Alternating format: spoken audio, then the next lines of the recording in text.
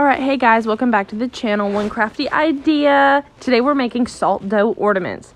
So here I'm just showing all the ingredients that I'm using. I'm using all-purpose flour, iodized salt, and then these are my measuring cups. They're a little bit different. They're the Pioneer Woman collection, but I really love them. I'm going to use a third a cup and a cup size. And so here in a second, it's going to show me I've already got them pre-measured out. The flour and the salt, I get a cup of flour and a third a cup of salt, and I'm going to put them into the mixing bowl.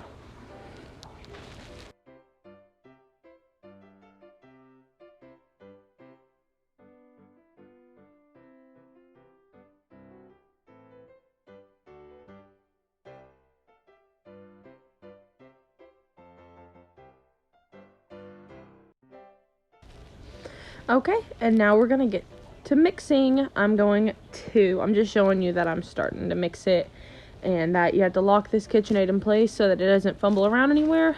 But I'm going to put a third a cup of water in the measuring cup, and I'm going to add that to the mixer. And I'm going to let that mix away.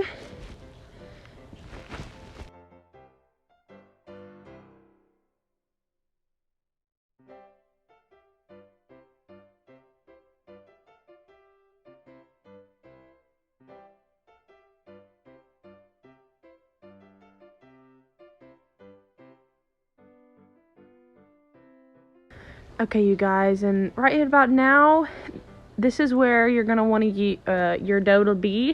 This is what you want it to look like. It's in a ball form. When you take it out, fill it around. You don't want it to be sticky. Mine was a little bit sticky, so I had to add some flour to my countertop, which just so it wouldn't stick, but then I also could incorporate it in. But I'm just going to flatten it out. Usually you can do like a rolling pin, yeah, that's what you call it, to roll it out flat, but I didn't have one, so I'm just using my hand because they are just ornaments. Again, I'm not eating them or anything like that. They're going to harden whenever I bake them, so I'm just going to flatten those out and make sure it's as level and as smooth as I can get it.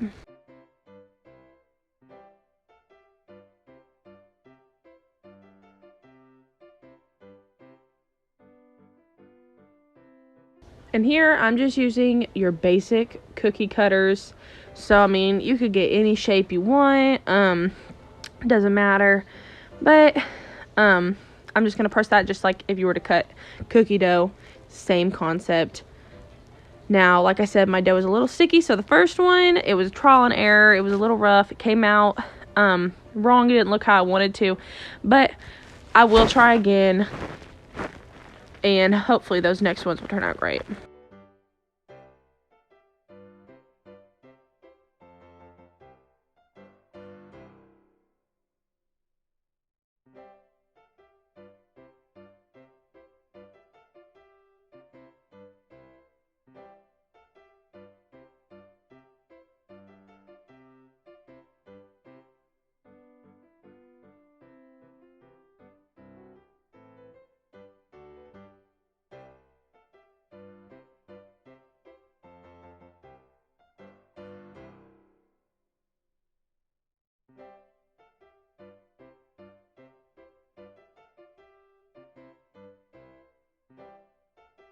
Okay, so now we're going to bake these at 300 for an hour.